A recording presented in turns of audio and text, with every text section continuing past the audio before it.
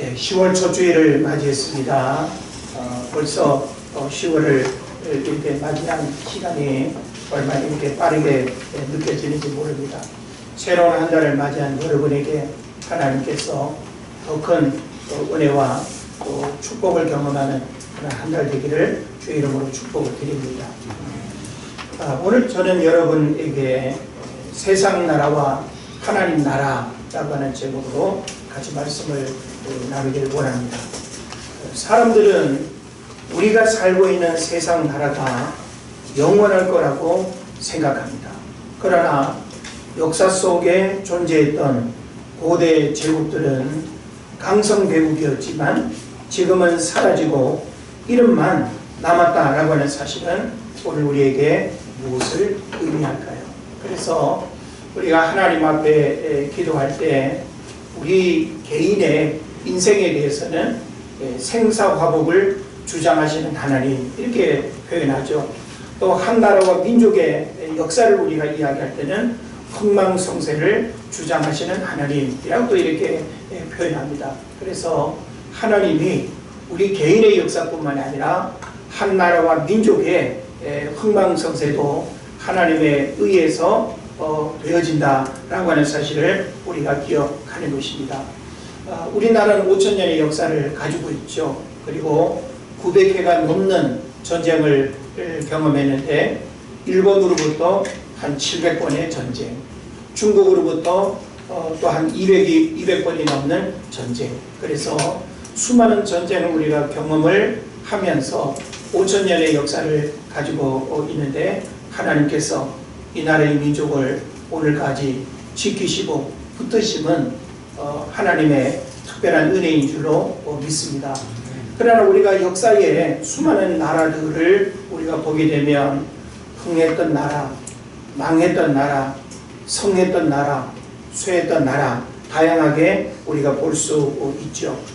영국의 역사학자인 에드워드 기번이 로마 제국 쇠망사라고 하는 책을 썼는데 이 책에 보면 로마 제국 말기에 나타난 5가지 특징을 이야기하고 있습니다.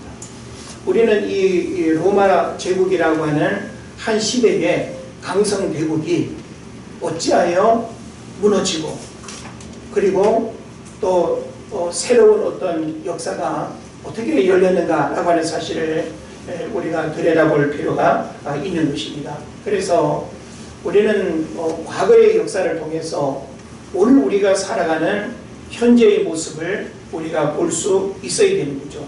그래서 우리가 역사를 공부한다라고 하는 것은 역사 속에 흥망성쇠의 이야기들은 오늘 우리의 모습들을 점검하게 하고 잘못된 부분들을 돌이키게 하고 또 얼마든지 또 흥할 수도 있고 망할 수도 있다라고 하는 것을 우리가 거울로 삼아야 되는 것이죠.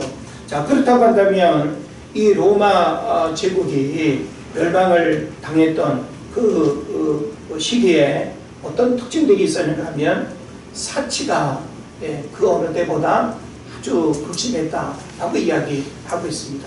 그리고 빈부격차의 증가가 심했다라고 또 이야기하고요.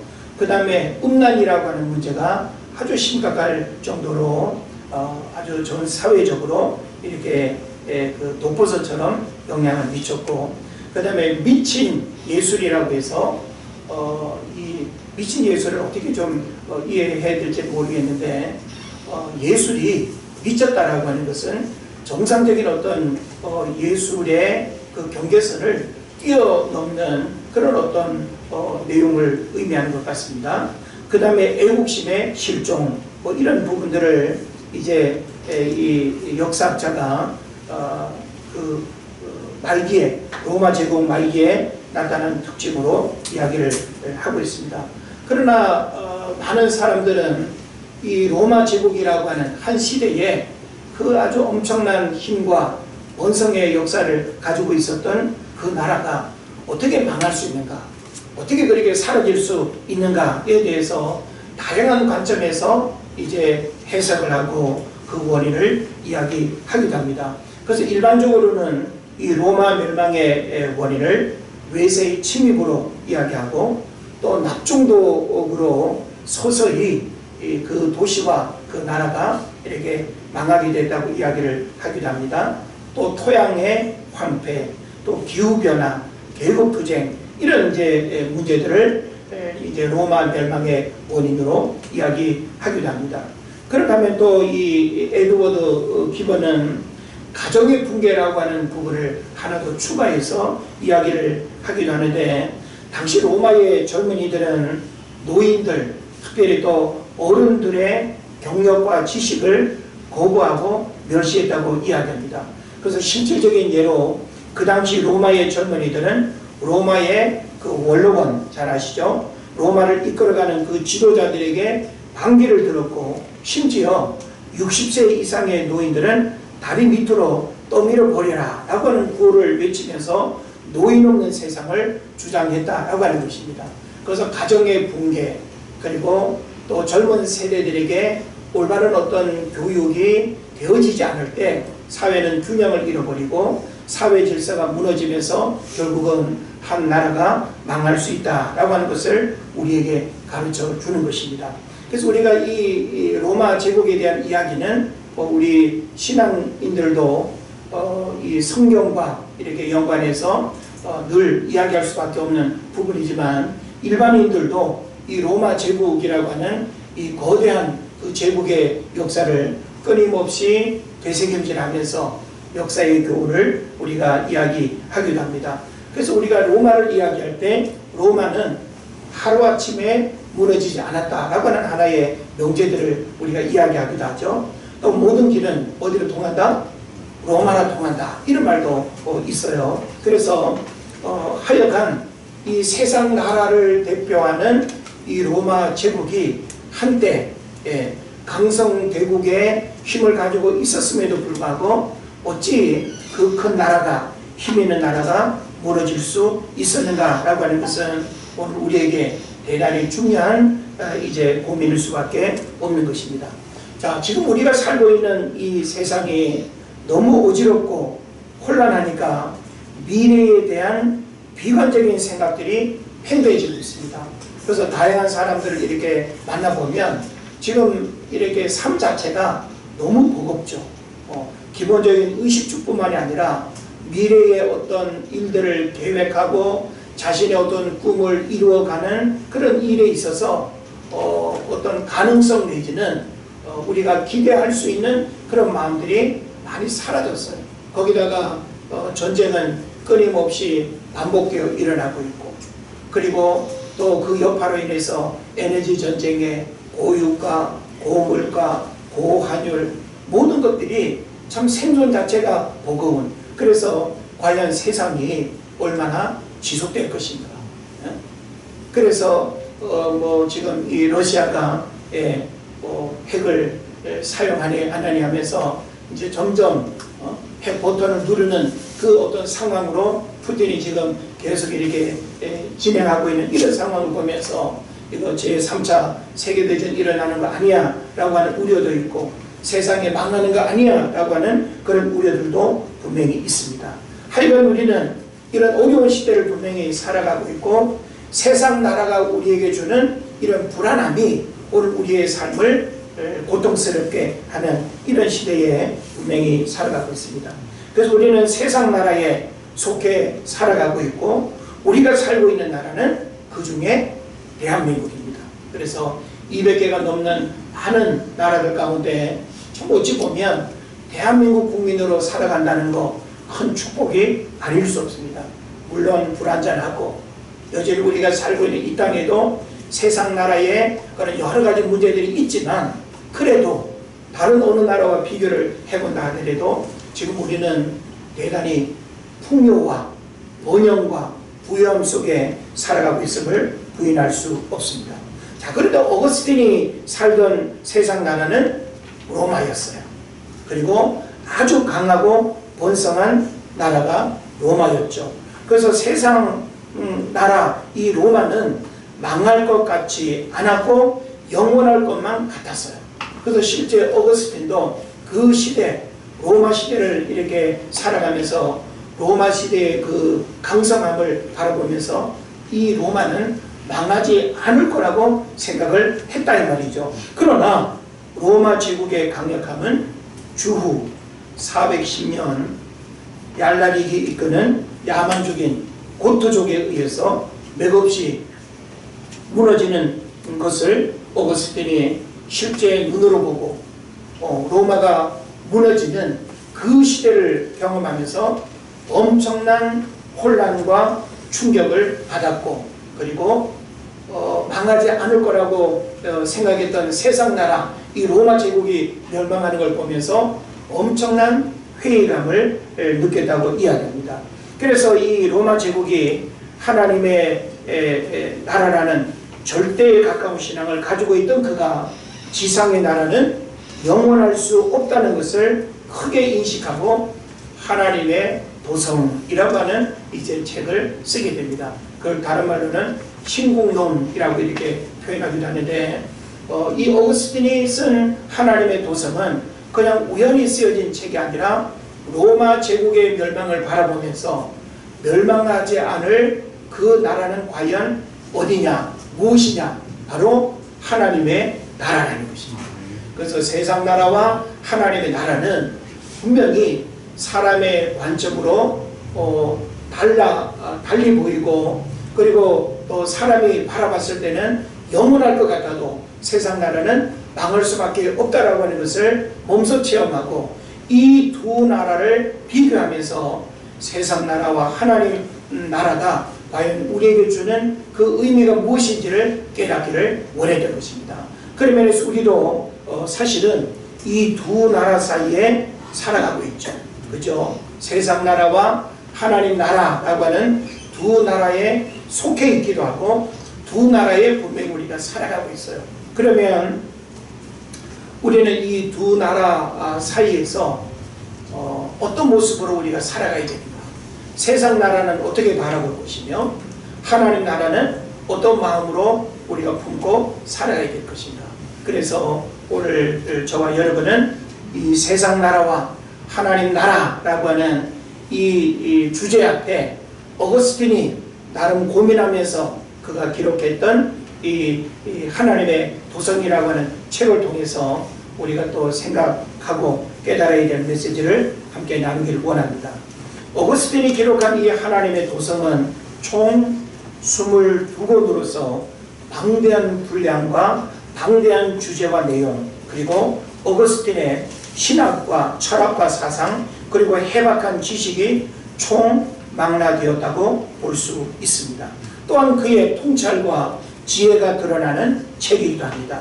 그래서 이 책의 저술 기간만 해도 14년이 걸려서 이 하나님의 도성이라고 하는 책이 만들어진 거예요. 그러니까 역작이라고 우리가 볼 수 있는 것이죠. 그래서 이 하나님의 도성은 총 22권으로서 1부터 10권까지는 기독교에 대한 변증에 관련된 것이고, 11권부터 22권까지는 두 도성에 대한 이야기로 전개되어 있습니다. 그래서 세상 나라와 하나님의 도성이 어떻게 다른지, 세상 나라는 왜 망할 수밖에 없는지, 하나님 나라는 왜 영원한지, 이것을 이제 이 오거스틴이 예리한 통찰력과 하나님의 관점에서, 그리고 성경의 관점에서 바로 세상 나라와 하나님 나라를 해석하고 있다라고 하는 것입니다. 우리는 이 두 나라에 속해 있기도 하고 두 나라 사이에서 살고 있기도 합니다. 여러분의 두 나라 사이에서의 기울기는 어느 쪽입니까? 세상 나라 쪽으로 더 기울어져 있나요? 아니면 하나님 나라 쪽으로 더 기울어져 있나요? 아니면 간당간당의 수평을 이루면서 살아가고 있나요? 자, 우리는 분명히 대한민국이라고 하는 이 나라를 벗어나서 하나님 나라로만 우리가 지금 살아갈 수 없어요. 육체를 가지고 있는 한은. 그렇죠? 그래서 우리는 육체를 가지고 있는 한 대한민국이라고 하는 세상 나라, 혹은 또 포괄적으로 우리가 본다면 세상, 눈에 보여지는 세상의 모든 그 나라 속에 우리는 속해서 살아가고 있는 거예요. 그러면서 우리는 보이지 않지만 분명히 존재하고 있는, 보이지 않지만 분명히 다스림을 받고 있는 하나님의 나라가 있다라고 하는 사실을 여러분 깨달으시기를 바랍니다. 자, 하나님은 역사의 주관자가 되십니다. 동서고금의 나라와 민족이 하나님의 섭리 속에서 흥망성쇠를 반복해 왔습니다. 하나님은 지금도 세상 모든 나라를 다스리고 계시고 세상에서 일어나는 모든 일들이 하나님에 의해서 움직여진다는 사실을 여러분 깨달으시기를 바랍니다. 너무나 아주 기본적인 이제 이야기라고 볼 수 있겠죠. 자, 그러나 세상 나라는 대단한 것 같지만 무너지기도 하고, 그리고 그야말로 쪼그라들기도 하고, 땅이 작아지거나 힘이 약화되거나, 그죠? 과거의 그 어떤 강성함이 별 볼 일 없는 그런 나라도 있지 않습니까? 우리나라도 옛날 6.25 직후 얼마나 가난한 나라였는지 여러분 잘 아시죠? 예? 뭐 동남아의 필리핀이나 뭐 아르헨티나나 남미에 이런 나라들이 훨씬 더 우리나라보다 잘 사는 선진국이었습니다. 그런데 지금은 완전히 바뀌었죠. 그래서 글로벌 7, 그리고 글로벌 10에 들어갈 만큼 세계 많은 나라들 가운데 주도적인 역할을 하고 선한 영향력을 미치는 그런 나라가 되었습니다. 그러나 우리나라는 이렇게 별 볼 일 없는 그런 나라였고, 작은 나라였고, 힘이 없는 나라였고, 그리고 일제의 식민지 지배를 받았고, 또 근현대사에 가장 고통스러운 한국전쟁을 경험한 나라였지만 그 잿더미에서 경제 대국을 이루고 세계 10위 안에 이렇게 오르는 이런 강성 대국이 됐다라고 하는 것은 우리의 노력, 우리의 수고도 분명히 있겠지만 하나님의 놀라운 섭리 속에서 되어진 일인 줄로 믿습니다. 그래서 세상의 모든 일들은 결코 우연이 없다라고 하는 사실을 생각할 때 하나님이 왜 조국 대한민국을 이렇게 잘 살게 하고, 그리고 무엇보다 하나님을 믿는 또 백성들이, 그리고 또 하나님의 교회들이 어딜 가나 십자가 종탑을 볼 수 있는 이런 나라 되게 하신 이유가 어디에 있겠습니까? 이걸 우리는 하나님의 관점에서 세상 나라를 바라볼 수 있어야 되고, 또한 우리 대한민국을 하나님의 관점에서 우리가 해석하고 그리고 또 이해할 수 있어야 될 줄로 믿습니다. 자, 그런가 하면 하나님의 또 나라는 때로 핍박을 받고 엄청난 정치 권력과 혹은 또 독재자, 지배자를 통해서 억압을 받아도 하나님의 나라는 어때요? 다시금 살아나고, 다시금 부흥하고, 다시금 하나님의 역사가 그 나라들을 통해서 일어나는 것을 우리가 보게 되는 것입니다. 그래서 우리는 이 세상 나라와 하나님 나라는, 나라라고 하는 이름은 같을지는 몰라도 세상 나라의 초점은 어디에 있는지, 하나님 나라의 초점은 어디 있는지, 이 비교부터 그 차이점을 우리가 알아야 되는 겁니다. 세상 나라는 사람이 주인이죠. 하나님 나라는 바로 하나님이 주인이 될 뿐만 아니라 하나님이 통치하고 다스리는 거예요. 그러나 사람이 다스리는 세상 나라는 길어봐야 50년, 70년, 100년 그 이상 될 수 있을까요?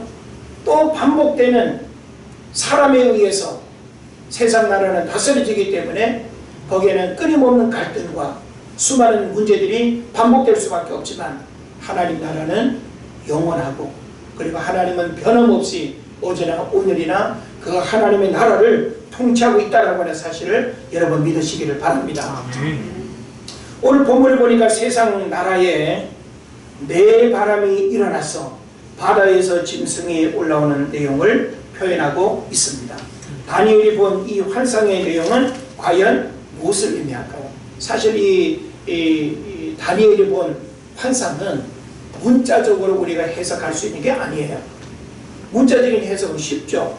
단어만 우리가 풀어내고 문맥만 이해하면 문자적인 해석은 쉬워요. 그런데 환상이라고 하는 것은 거기에 어떤 그 의미들을 저자의 관점, 하나님의 관점에서 올바르게 해석하지 않으면 굉장히 다른 내용이 이제 되어질 수도 있기 때문에 우리가 이 환상이라고 하는 부분들은 더더욱 우리가 성경을 바르게 이해해야 될 필요가 있는 것입니다.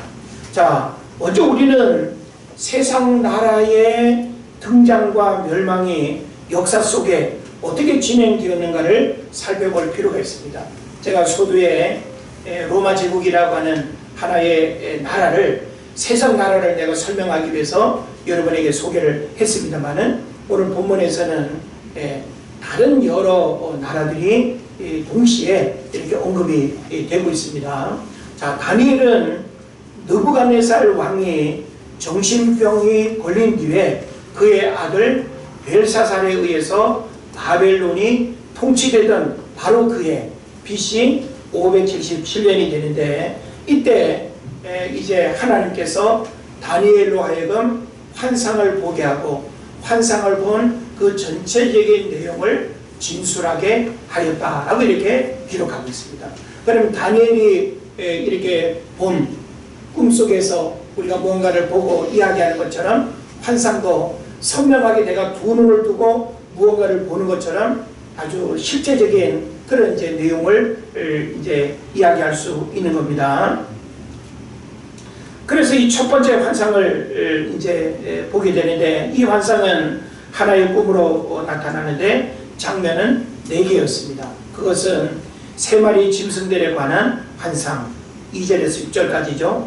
그리고 7절로 8절까지에서는 4째 짐승에 관한 환상이 기록되어 있고, 13절로 14절, 9절로 10절에서는 보좌와 그 위에 앉으신 이에 대한 환상, 그리고 13절로 14절은 왕국을 넘겨받은 인자 같은 이에 대한 환상 내용이 기록되어 있는 겁니다.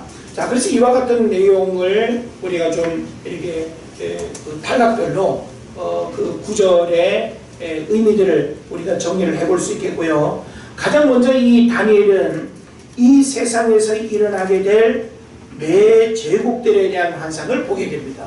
우리는 고대 제국을 이야기할 때 아수르가 이제 이 고대 제국에 있어서 처음 제국이 되죠. 그래서 이 고대 제국을 우리가 이야기할 때 아수르, 그 다음에 아수르로부터 이제 이 바벨론, 그 다음에 메대와 바사 제국, 메대와 바사 제국은 나중에 페르시아라고 하는 제국으로 하나로 또 통일됩니다. 그 다음 페르시아는 헬라, 헬라는 그 다음에 로마 제국으로, 이렇게 그 힘의 균형추가 계속 이제 바뀌게 되는 거죠. 바뀐다라고 하는 것은 단순한 바톤 터치를 말하는 것이 아니라 앞에 그 제국이 그 다음 제국에 멸망을 당하는 거예요. 먹혀버린 거죠. 그래서 이 아수르 제국이 고대 5대 제국을 이야기할 때 가장 첫 번째 그런 제국이지만, 이 아수르 제국은 바벨론 제국에 먹히게 되고, 바벨론 제국은 메데 바사, 더 나아가서는 페르시아 제국에 먹히게 되고, 그 다음에 또 이 페르시아 제국은 헬라에 먹히고, 헬라 제국은 로마 제국에 먹히게 되는 거예요. 이게 지금 우리가 역사 세계사를 공부할 때 우리가 이렇게 아주 틀림없이 우리가 이제 보게 되는 그런 내용이 되는 거죠. 자, 그런데 지금 이 다니엘이 이 환상을 보던 그 시대는 아수르 제국이 지나간 시대였습니다. 그래서 첫째 짐승의 환상을 우리에게 소개하는데, 독수리에 날개를 달고 있는 사자의 환상. 사자가 나타나는데 사자가 독수리의 날개를 달았어요. 근데 그 독수리의 날개가 나중에 뽑혀서 사라져요. 너무 이상하지 않습니까? 그래서 이런 환상의 내용이 과연 무엇을 의미하는가라고 할 때, 바로 이 첫 번째 환상은 바벨론 제국을 의미한다라고 하는 것입니다. 그 다음에 둘째 짐승은 새 갈빗대를 물고 있는 곰에 대한 환상이에요. 곰은 우리가 낯설지 않은 동물이죠. 그런데 이 곰이 새 갈빗대를 물고 있다. 이 도대체 뭔가? 이런 이제 생각을 우리가 해볼 수 있는데, 역시 이 둘째 짐승은 메대와 바사 제국, 그리고 나중에 페르시아 제국으로 합쳐지게 되는 요 제국을 의미합니다. 그 다음에 셋째 짐승은 머리와 날개가 각각 4개씩 있는 표범에 대한 환상이에요. 그러니까 뭐죠? 이 동물들은 사실은 육상 동물들이죠. 그런데 날개가 달려있고 막 이런 걸 보면 너무 이렇게 조합이 맞지 않는 그런 그림임에도 불구하고 이 동물들을 통해서 하나님은 이제 세계의 역사가 펼쳐지고 흥하고 망하고 하는 그런 과정들을 우리에게 보여주기를 원했던 거예요. 그래서 이 셋째 짐승에 대한 환상은 헬라 제국을 의미하는 것입니다. 그런데 이때 등장하는 사자 같은 짐승, 곰과 같은 짐승, 표범과 같은 짐승이 바로 이런 제국의 하나하나를 이렇게 상징한다라고 하는 걸 우리가 이해를 해보면서 그 다음에 이제 넷째 짐승을 우리가 좀 살펴봐야 되는데, 넷째 짐승은 뭐 표범 같다, 곰 같다, 사자 같다 이렇게 표현하지 않고 그냥 짐승으로 표현을 하고 있어요. 그래서 이 넷째 짐승은 어떤 짐승일까? 그리고 이 넷째 짐승을 이야기할 때 열뿔과 작은 뿔이라고 하는 이런 이제 또 부분이 있어서 열뿔은 과연 무엇을 의미하는가? 또 작은 뿔은 무엇을 의미하는가? 이런 걸 이제 우리에게 이제 던지는데, 뭐 그 하나하나를 우리가 다 풀이하려면 제가 오늘 세상 나라와 하나님 나라에 대한 이 주제에 초점을 맞추는 데 있어서 너무 좀 포괄적인 내용들을 또 담아내야 되기 때문에 요 넷째 짐승에 대한 핵심적인 것만 제가 말씀을 드리고, 이 뿔에 대한 부분들은 결국은 이 로마 제국이 멸망한 이후에 유럽의 이 나라들이 이제 서로 나뉘어지면서 하나하나의 나라로 이렇게 세워지게 되거든요. 그러면 오늘날 우리가 이야기하는 뭐 이제 유럽 연합, 그리고 유럽의 대표적인 10나라들을 여기서 열뿔로 그렇게 이야기하기도 하고, 그 다음에 이제 적그리스도에 대한 그런 부분들을 이야기하는데, 오늘날 적그리스도가 누구냐라고 하는 부분에 있어서 여러 가지 설명이 분분할 수 있겠지만, 제가 개인적으로 믿고 제가 나름 신학 공부하고 여러분에게 오늘날 우리가 이해하고 우리의 신앙으로 또 이해해야 될 적그리스도는 누구냐라고 할 때 저는 로마 교황을 적그리스도로 이야기를 할 수 있습니다. 그래서 그에 대한 이제 구체적인 이렇게 증거 같은 이야기를 하려면 또 그 부분만 따로 우리가 또 떼어서 길게 또 이야기를 해야 될 필요가 있기 때문에 그런 부분은 나중에 다니엘서와 요한계시록을 연결해서 이제 이야기를 하게 될 때 좀 구체적으로 이야기를 나눌 수 있을 것 같습니다. 자, 그래서 이 넷째 짐승은 어떤 제국을 가리키는 것일까 라고 할 때, 우선 앞에 환상들이 세 마리의 짐승들에 관한 환상으로서 그것은 바벨론, 그 다음에 메데와 가사, 그리고 헬라 제국을 상징하는 것이었습니다. 그렇다면 이 넷째 짐승은 헬라 제국을 무너뜨리고 올라오는 신흥 제국이어야 할 것입니다. 따라서 모든 신학자들은 이 넷째 짐승을 로마 제국이라고 그렇게 해석을 하는 것이죠. 그래서 우리가 이 로마 제국의 역사는 성경에서 참 연관성이 많이 있죠. 예수님이 이렇게 태어나셨을 때도 로마 식민지 지배하에 있었고, 그리고 또 이스라엘이라고 하는 선민 이스라엘 백성들이 완전히 역사 속에 나라가 사라지는 그 일도 AD 70년 로마의 티투스 장군에 의해서 돌 위에 돌 하나가 남지 않을 만큼 예루살렘 성전과 완전히 예루살렘이라고 하는 도시가 그냥 아주 이렇게 황폐화되는 그런 일들이 있었죠. 그래서 나라가 완전히 사라지고 살아남은 유대인들은 디아스포라, 흩어진 유대인으로서 세계 각지로 흩어집니다. 그래서 나라 없이 유랑민족으로 이스라엘 사람들이 2000년 동안 살았죠. 2000년 동안 나라 없이 유대인이라고 하는 히브리 민족이라고 하는 그 이름을 가지고 있었지만, 그들은 유럽 전역에 곳곳에 아프리카 이런 곳에 흩어져 가지고 자기들의 그런 민족 공동체를 이루면서 그냥 2000년 동안 살았던 거예요. 그러다가 1948년 5월 14일 유엔에 의해서 지금 팔레스타인 땅에 옛날 자기들이 이제 살았던 땅 아닙니까? 하나님이 약속했던 가나안 땅이고 조상들의 땅이고 그 땅으로 들어가서 이제 하나의 나라로 세워진 거죠.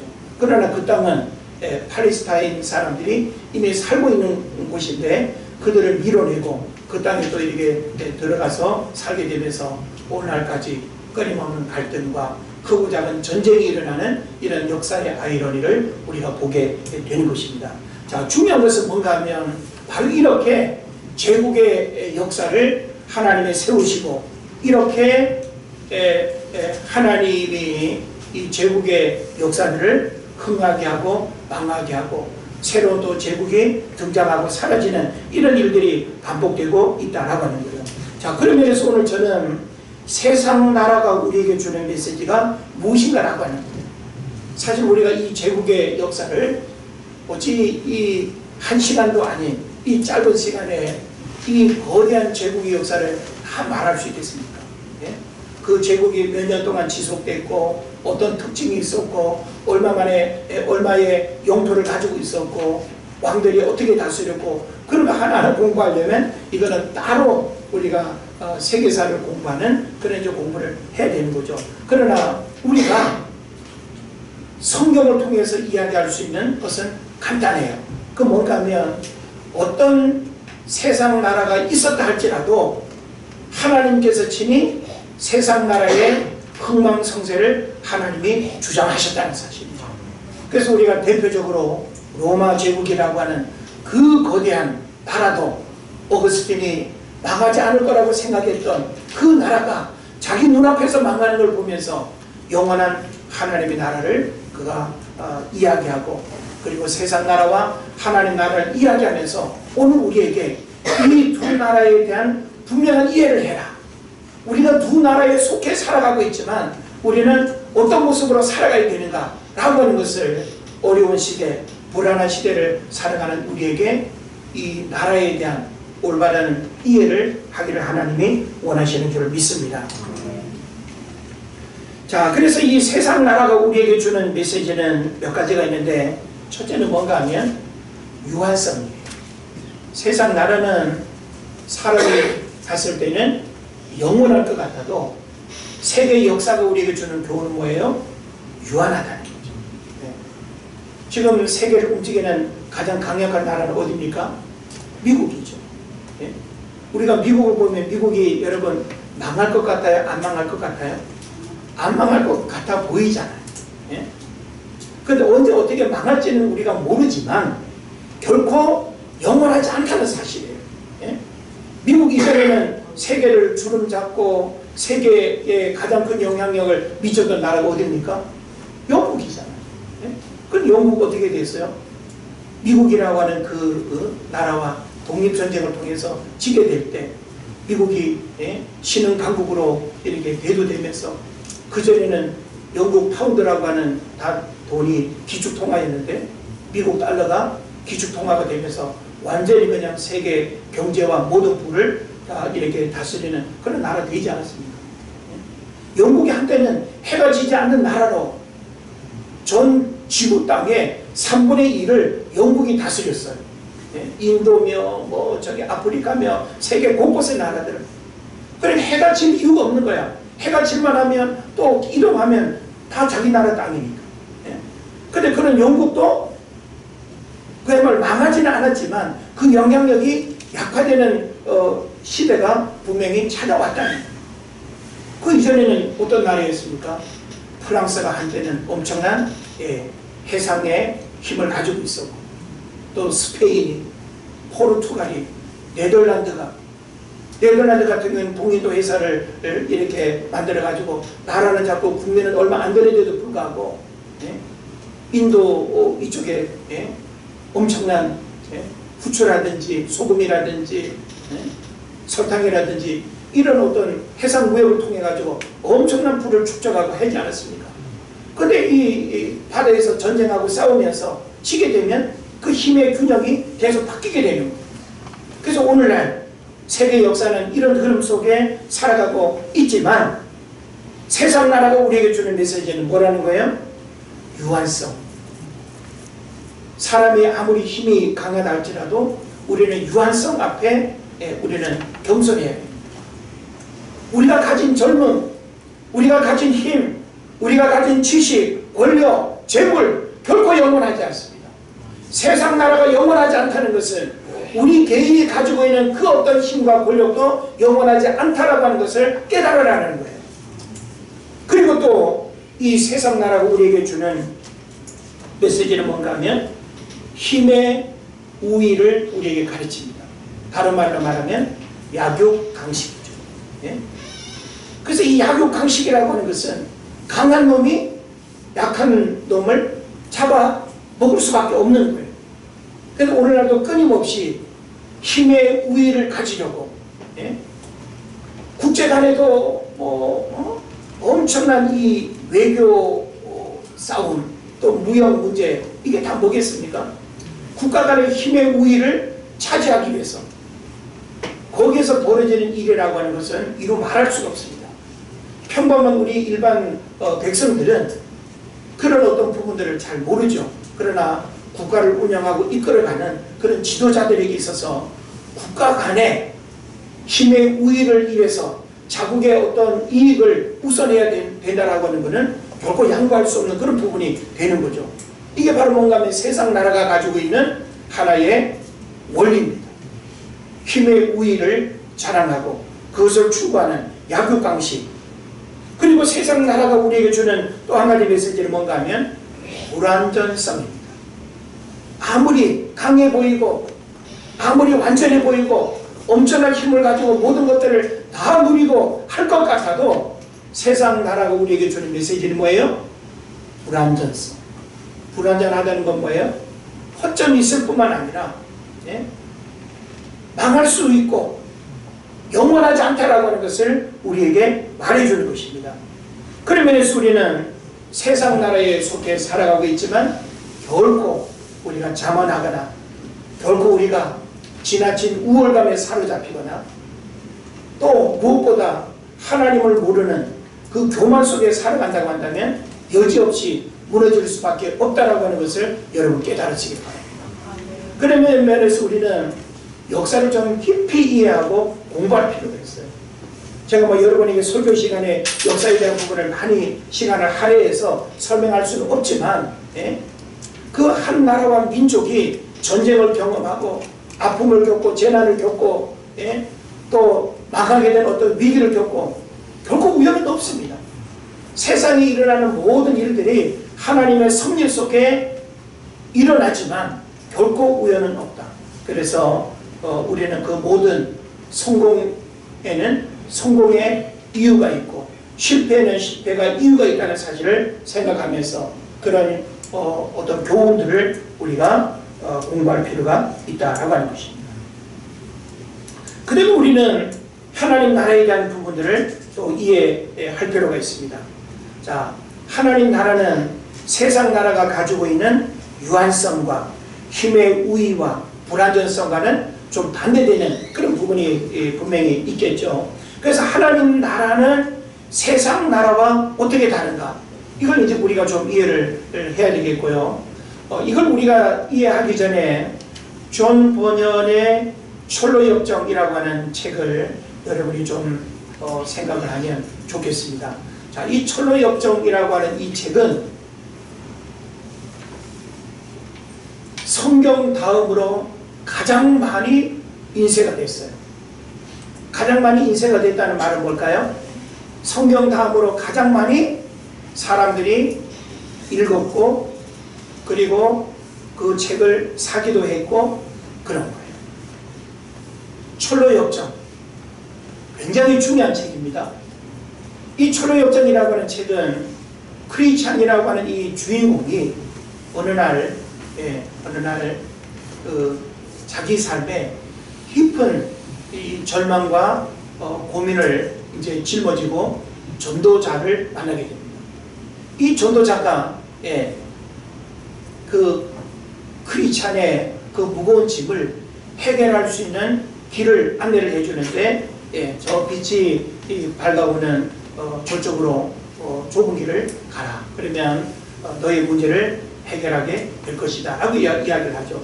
그래서 이 크리스찬이 그 무거운 짐, 다른 말로 말하면 죄의 짐이라고 이야기할 수 있는 그 짐을 내려놓지 못하고 끊임없이 우리 인생을 살아가면서 겪는 수많은 어떤 과정의 어려움들을 하나하나 겪으면서 결국은 이제 시온성이라고 하는 천국에 이르게 된다는 그런 내용을 담고 있습니다.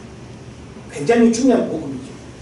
이거 뭐 나중에 우리가 좀 하나의 설교로 우리가 이야기해도 좋을 것 같은데, 자, 우리는 세상 나라에서 하나님 나라로 가는 인생이에요. 세상 나라가 아무리 잘 살고 부유하고 또 우리에게 뭐 안전을 주는 것 같아도 세상 나라는 세상 나라가 가지고 있는 그런 불안전성과 유한성과 약육 방식의 그런 문제들을 가지고 있기 때문에 세상 나라에 머물 수가 없는 거예요. 그래서 이 철로 역정에서는 자신이 살고 있던 가족이 살고 있는 그 마을, 그 도시를 장망성이라고 표현해요. 장차 망할, 멸망할 도성이라는 거예요. 그것이 본인에게는 너무 고통스러운 거예요. 그걸 벗어나기 위해서 어떻게 해야 될까 고민하고 있을 때 전도자가 그에게 길을 안내해 주는 거죠. 그래서 결국 우리 인생도 그와 같은 길을 가고 있다고 봤을 때 우리가 바로 하나님 나라라고 하는 그 천국에 끊임없이 우리를 좌절케 하고 고난과 절망이 찾아온다 할지라도 철로 역정의 그 길은 우리가 가는 길이고 세상 나라에서 하나님 나라로 가야 하는 그런 길임을 여러분 믿으시기를 바랍니다. 그래서 하나님 나라는 세상 나라와 어떻게 다른가라고 할 때 역시 우리가 몇 가지를 중요하게 정리를 해야 되는데, 하나는 뭔가 하면 영원성. 세상 나라는 어땠죠? 유한성이었죠. 유한성은 한계가 있다는 거예요. 우리나라 역사를 보세요. 고조선부터 시작해가지고 삼국시대 통일, 고려, 조선시대를 보세요. 그 하나하나의 시대가 어땠어요? 망하고 새로운 나라가 들어선 거예요. 조선시대가 5,000년 동안 이어진 것이 아니고 고조선이 5,000년 동안 온 것이 아니고 끊임없이 망하고 이 좁은 땅덩어리 안에서도 서로 다른 나라 이름들이 망하고 그렇게 된 거 아닙니까? 여러분 제주도도 다른 나라였던 거 아시죠? 그래서 이름이 뭐예요? 탐나국. 탐나국이라고 하는 다른 나라였어요. 그런데 우리나라가 이 육지가 더 크고 힘이 있으니까 그냥 복속시켜버린 거죠. 그래서 여러분이 제주도 여행 가고 하는 건데, 제주도 원래 이 방언이나 이 말이 잘 못 알아듣잖아요. 원래 다른 나라 족속이었다니까. 이렇게 나라는 끊임없이 흥하고 망하고 합쳐지고 분열되고 이런 이제 과정이 있는 거죠. 이게 바로 뭔가 하면 유한성이에요. 그러나 하나님 나라는 영원하다. 우리가 속해 있는 여러분의 하나님의 백성인 줄 믿습니다.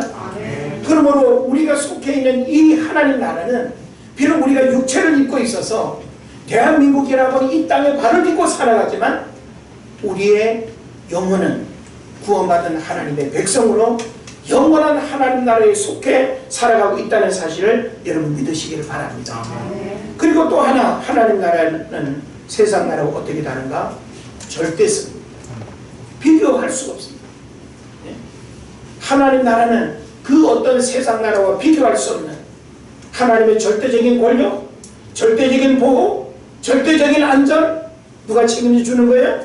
하나님이 책임져 주는 거예요. 근데 세상 나라는 절대적으로 보호를 못 받아요. 아무리 여러분이 좋아하는 누군가를 대통령으로 찍었다 하더라도 오늘밖에 보호를 못 받아. 그것도 불안전해. 에이, 찍었는데 그냥 할 수는 없고 괴롭고 이런 일들이 우리 삶에 일어나고 있습니다. 그러나 하나님은 절대적으로 하나님의 백성들을 불꽃 같은 눈동자로 살피실 뿐만 아니라 하나님의 눈과 마음이 늘 우리 가운데 머무는 줄로 믿습니다.